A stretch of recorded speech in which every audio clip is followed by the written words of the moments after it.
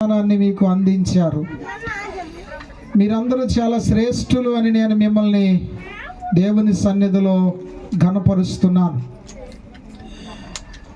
దేవుని బిడ్డలారా, వివాహం అనేది చాలా ఉన్నతమైనది. వివాహము అనేటువంటి ఆ మాటలో 4 అక్షరాలు ఉన్నాయి. ఎన్ని అక్షరాలు ఉన్నాయి? 4 అక్షరాలు ఉన్నాయి. అందులో మొదటి అక్షరము వి, రెండవది వా, మూడవది హా, నాలుగవది ము. వివాహము అంటే ఇది ఈ 4 అక్షరాల కలయికనే వివాహం అన్నారు. దానినే పెండ్లి అన్నారు. వివాహము అన్ని విషయములలో ఘనమైనది అన్నాడు. అంటే వివాహము ద్వారానే సృష్టి ప్రారంభించబడ్డది, వివాహముతోనే సృష్టి ముగించబడబోతుందని కూడా చెప్పాను.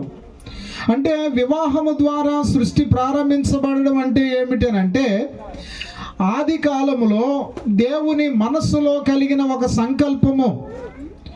దేవుడు సృష్టి అంతటిని చేసి సృష్టిని పరిపాలించమని చెప్పి సృష్టిలో ఉన్న సమస్తమైన వాటికి పేర్లు పెట్టమని చెప్పినప్పుడు, సృష్టిలో మనిషిని చేసినప్పుడు ఆ చేసినటువంటి మనిషి పేరు ఆదాము. అతడే మొట్టమొదటి మనిషి. అన్నిటికీ పేర్లు పెట్టాడు. కానీ అన్నిటికీ కూడా ఆడ మగ ఉన్నాయి, కానీ మనిషి మాత్రం ఒంటరిగా ఉండిపోయాడు. అందుకనే దేవుని యొక్క మనస్సులో ఆలోచన వచ్చి, నరుడు ఒంటరిగా ఉండుట మంచిది కాదని ఎంచి వాని కొరకు సాటి అయిన సహాయమును చేయుదుననుకొని దేవుడు ఆది మానవుడైన ఆదాముకు గాఢ నిద్ర కలుగు చేసి అతని ప్రక్కటెముకలలో నుండి ఒక ఎముకను తీసి మాంసముతో పూడ్చి ఆమెకు ఆయన ఊపిరి ఊదినప్పుడు ఆమె కూడా స్త్రీగా సిద్ధపడ్డది.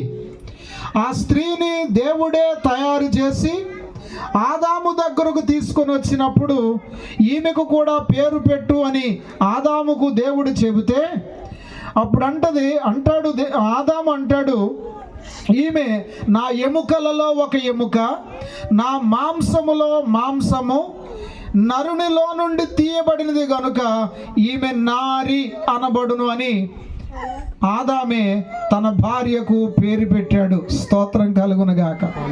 ఆ ప్రకారంగా దేవుడు ఆదామును అవ్వను జతపరిచి వారిరువురిని దీవించాడు. స్తోత్రం చెప్పాలి అందరూ. వారిరువురిని దీవించినటువంటి దేవుడు ఏం చేశాడో తెలుసా? మీరు ఫలించి అభివృద్ధి పొంది విస్తరించి భూమిని నింపండి, మీ మూలముగా సమస్తము ఆశీర్వదించబడును అని దేవుడు ఒక గొప్ప వాగ్దానం చేశాడు. ఆ వాగ్దానమే ఆనాడు నిర్మించినటువంటి ఆ వివాహ దినమే ఈ రోజు వరకు సృష్టి ప్రారంభము నుండి స్త్రీ పురుషులు ఇరువురు ఒక కుటుంబముగా కట్టబడుతూ నడిపించబడుతూ ఉన్నారు. అదే పంథాలో ఈరోజు ఇక్కడ మన మధ్యలో ఉన్నటువంటి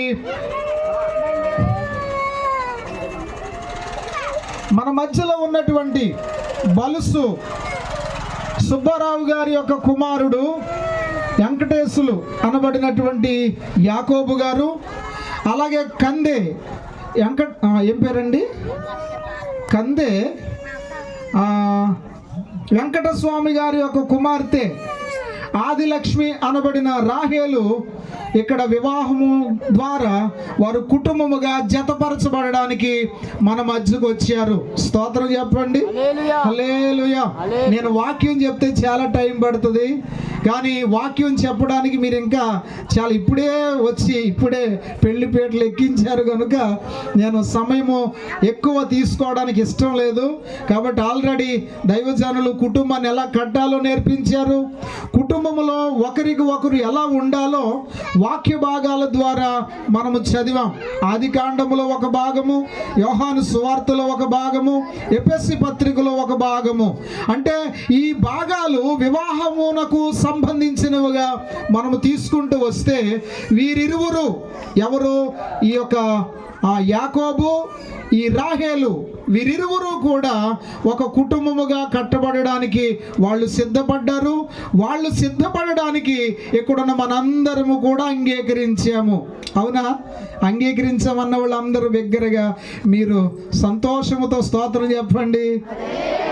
వెరీ గుడ్. దేవుడు మీ యొక్క అంగీకారమును, మీ సంతోష వార్తను దేవుడు దీవించునుగాక. ఏమండి, ఇక సమయాన్ని వృధా చేయకుండా వారిరువురు ఎలా ఉండాలో ఒక మాట చెప్తాను.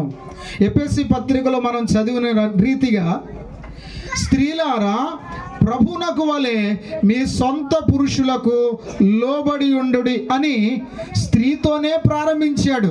అమ్మా రాహేలు, చేసుకోబోతున్నటువంటి భర్తకు నువ్వేం చేయాలి?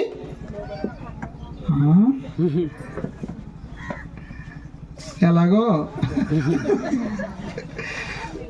స్త్రీలారా ప్రభునందు మీ సొంత పురుషులకు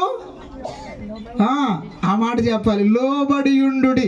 అది స్త్రీ భర్తకు ఎప్పుడు గౌరవిస్తూనే ఉండాలి, లోబడుతూనే ఉండాలి, విధేయత చూపిస్తూనే ఉండాలి. ఇక ఈమె ఎక్కడి నుండి వచ్చిందనంటే పురుషుని యొక్క ప్రక్కటెముకలో నుండి వచ్చింది. ఆమె తలలో నుండి రాలేదు, కాళ్ళలో నుండి రాలేదు. కాబట్టి ఆమె ప్రక్కటెముకలో నుండి వచ్చింది కనుక ఆమె సహ భాగస్వామి కనుక ఈమె తన భర్తను గౌరవంగా చూడాలి. ఒకవేళ నీకంటే తెలివి తక్కువవాడు కావచ్చు, పోని తెలివైనవాడైనా కావచ్చు, ఆ యాకోబు గారిని మాత్రం నేనే ముందు అని నువ్వు ఎప్పుడు పైన ఉండకూడదు. అర్థమైందమ్మా? గౌరవించాలి, విధేయత చూపించాలి.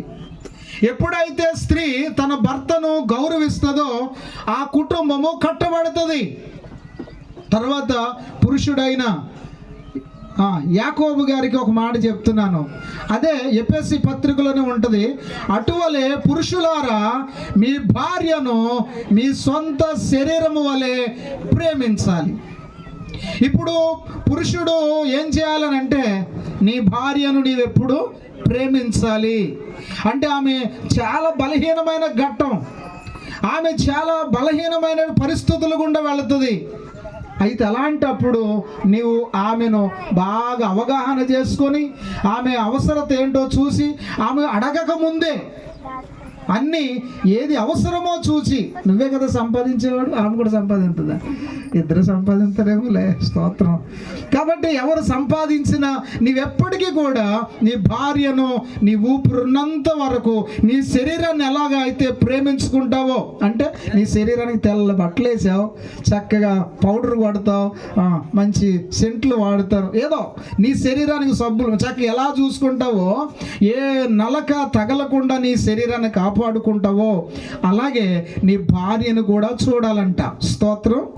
కాబట్టి ఇలా భార్య భర్త ఒకరిని ఒకరు అర్థం చేసుకొని వారు జీవన యాత్రలో, వారి జీవన పయనములో వారు సాగిపోతూ ఉన్నప్పుడు ఆ కుటుంబానికి ఏ విధమైన ఎడబాటు రాదు. వీళ్ళిద్దరూ కూడా దేవుని వాక్యము చేత జతపరచబడాలి. అందులో నేను 4 మాటలు చెప్పాను. వివాహము అంటే అంటే విడిగా ఉన్నవారిని, అందరూ చెప్పండి, విడిగా ఉన్నవారు. ఇప్పుడు ఈ అమ్మాయి ఏమో ఏ ఊరు అమ్మాయి? ఉండి మండల వాస్తవ్యులు. ఎవరో? ఆదిలక్ష్మీదేవి. ఆదిలక్ష్మీనా? ఇప్పుడు ఈ రాహేల్ అనే అమ్మాయి ఎక్కడ? ఉండి మండలం. ఇప్పుడు యాకోబు గారు అయితే ఈ లాకుల దగ్గరే ఉన్న ముదునూరులో ఉన్నాడు. ఈయన ఏమండి, ఇది ముదునూరే కదా. ఈ లాకుల దగ్గర ఉన్న ఈ ప్రాంతంలో అరుంధతిపేట అంటే, ఇది అరుంధతిపేటనా? అరుంధతిపేట ముదునూరులో పుట్టాడు. ఇప్పుడు విడివిడిగా ఎక్కడెక్కడో పుట్టారు, ఎక్కడెక్కడో పెరిగారు. అయితే విడిగా ఉన్న వారిని అంటే విడిగా ఉన్న వారిని, తర్వాత వా అనగా వాక్యము ద్వారా దేవుడు తన వివాహ కార్యక్రమంలో వాక్యాన్ని చాలా ప్రామాణికంగా పెట్టాడు. కనుక వారి కుటుంబము కట్టబడాలని అంటే వాక్యము చాలా అవసరం. అందుకనే మీరిరువురు కూడా మీ వివాహము సక్సెస్ అవ్వాలని అంటే మీలో చదువుకున్న మీరైతే చక్కగా ప్రతిరోజు వాక్యాన్ని బాగా చదవాలి, వాక్యము ద్వారా చక్కగా అనేక సత్యాలు నేర్చుకోవాలి, దేవుని వాక్యము చేతే నడిపించబడాలి. అదే వాక్యము చేత ఈరోజు ఈ కుటుంబము కట్టబడుతుంది. విడిగా ఉన్న వారిని వాక్యము ద్వారా, మూడవది ఏంటి చెప్పండి? వివాహ. అంటే హస్తాలంటే కూర తిప్పుకునే హస్తాలు, రైస్ వేసుకునే హస్తాలు కాదు. హస్తం అంటే చేతులు. అంటే హస్తము, అంటే ముడివేయుట. అంటే ఈ మాట యొక్క భావం ఏంటంటే విడిగా ఉన్న వారిని వాక్యము ద్వారా హస్తములను ముడివేయడమే వివాహము. స్తోత్రం చెప్పాలి. ఇప్పుడు అదే చేయబోతున్నాం. కాబట్టి ఈరోజు ఈ వివాహ కార్యక్రమానికి వచ్చిన మనందరము కూడా జస్ట్ కొంతసేపు అందరూ ఏం జరుగుతుందా, ఎలాగరా బాబు ఇంకా చేయట్లేదు, మాకు ఆకలి వేస్తున్నారని మీరు కంగారు పడుతున్నారు కదా, త్వరగానే వివాహం చక్కబెట్టి వాళ్లకు మనందరం అక్షంతలేసి పెండ్లి కొడుకు పెండ్లి కుమార్తెను ఒక కుటుంబముగా దీవించి మనందరము త్వరగా సెలవు తీసుకుందాం. హల్లెలూయా, హల్లెలూయా. దేవుని బిడ్డలారా, ఈరోజు నేను మీకు తెలియజేయబోతున్నటువంటి ఈ యొక్క వివాహ కార్యక్రమానికి ఇక్కడ మనందరము కూడి వచ్చాం కదా. మిమ్మల్ని అందరినీ ఒక విషయాన్ని అడుగుతాను. మీకు ఆల్రెడీ ఈ యొక్క వివాహం ప్రకటనలు మీకు జరిగి ఉండొచ్చు, లేకపోయినా ఈరోజు నేను మీకు జ్ఞాపకం చేస్తున్నాను. ప్రియమైన సహోదరులారా, ఈ యొక్క తాడేపల్లిగూడెం మండలమేనా, పెంటపాడు మండలం, ఈ యొక్క అరుంధతిపేట ముదునూరి వాస్తవ్యులు బలుసు సుబ్బారావు గారి యొక్క కుమారుడు వెంకటేశ్వర్లు, అలాగే ఈ యొక్క పండువ ఉండి మండల వాస్తవ్యులు కందే వెంకటస్వామి గారి యొక్క కుమార్తె ఆదిలక్ష్మి అనబడిన రాహేలును ఇక్కడ వివాహము ద్వారా జతపరచబడడానికి మనందరము ఇక్కడ కూడి ఉన్నాము.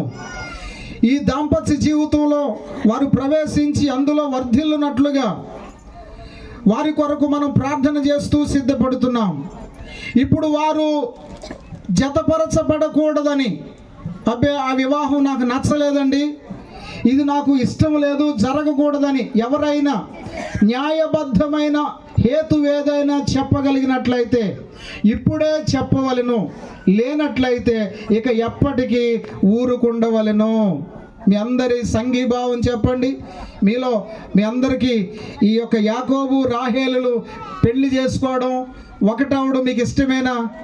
ఇష్టమన్న వాళ్ళందరూ చేయొద్దండి ఒకసారి గట్టిగా. ఓ గ్రేట్. దేవుడు మీ అంగీకారాన్ని దేవుడు అనుమతించునుగాక. దేవుడు మీ యొక్క నిశ్చయతను దేవుడు స్థిరపరచునుగాక.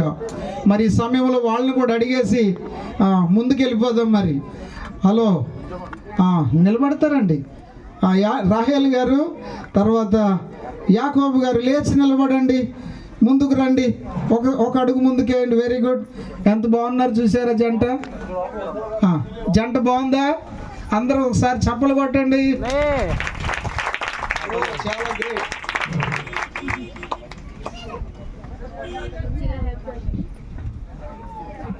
దేవుడు ఈ పరిశుద్ధ వివాహమును దేవుడు దీవించునుగాక.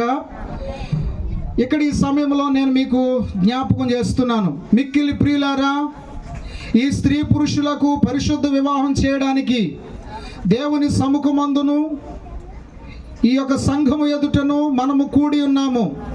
వివాహం అనున్నది దేవుడు తానే నియమించిన ఘనమైన స్థితి అయ్యుండి క్రీస్తునకు ఆయన సంఘమునకు మర్మమై ఉన్న ఐక్యమును సూచించుచున్నది. గలిలయలోని కానాలో వివాహమునకు క్రీస్తు వెళ్ళి ఉండుట వలన అక్కడ చేసిన మొదటి అద్భుత క్రియ వలనను ఆ పరిశుద్ధ స్థితిని అలంకరించెను. మరియు ఇది అందరును ఘనముగా ఎంచదగినదని పరిశుద్ధ లేఖనము మెచ్చుకొనుచున్నది. కాబట్టి ఎవరునూ దీనిని ఆలోచన లేకుండగాను చులకనగాను శరీరేచ్ఛ కొరకును పూనుకొనకూడదు. కానీ వివాహము ఏర్పడిన హేతువులకు తగినట్లుగా యోచించి భక్తి వినయములతో, వివేకముతో, సుబుద్ధితో, దైవభక్తితో దీనిని పూనుకొనవలెను. హల్లెలూయా. సరే, మంచిది. ఈ సమయంలో ఈ యొక్క వివాహం యొక్క ఆంతర్యాన్ని ఈ బిడ్డలకు జ్ఞాపకం చేస్తున్నాను. ఈ వివాహం యొక్క ఆంతర్యం ఏమిటనంటే, మీరు ఫలించి అభివృద్ధి పొంది భూమిని నింపాలి. అది దేవుని యొక్క సంకల్పము. రెండవది, దేవుని చేత నాటబడిన వారిగా, దేవుని సన్నిధిలో ఎదిగి ఫలించే వారిగా ఉండాలి.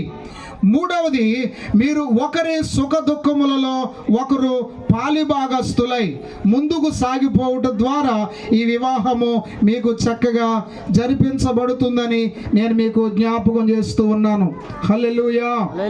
సరే, ఇక్కడ నిలబడినటువంటి వీరిరువురిని మనందరం ఒకసారి చూసాం కదా. వీళ్ళిద్దరిని కూడా వారి వారి అవగాహనలను మనం తెలుసుకుందాం. ఒక మాట అడుగుదాం. ఈ పురుషుడు స్త్రీ వాళ్ళిద్దరికి అవునో కాదో? ఏమండి, ఇప్పుడు మీకు నాకు పెళ్లి చేసే నాకు ఇష్టమే, పెళ్ళికి వచ్చిన మీకు కూడా ఇష్టమే. మరి వీళ్ళిద్దరిని కూడా అసలు మరి పెళ్లి చేసుకోవడం మీ ఇద్దరం ఇష్టమో కాదో ఆ విషయాన్ని మనం తెలుసుకుందాం. ఈ సమయంలో ఈ అభిప్రాయాలను తెలుసుకుందాం. ఈ పురుషుడు ఈ స్త్రీయు పరిశుద్ధ వివాహ గృహస్థ జీవనములో జతపరచబడుటకి ఇప్పుడు వచ్చి ఉన్నారు. వీరు జతపరచబడడానికి అందరికీ ఇష్టమైంది. కాబట్టి ఇప్పుడు పురుషునితో మాట్లాడుతాను.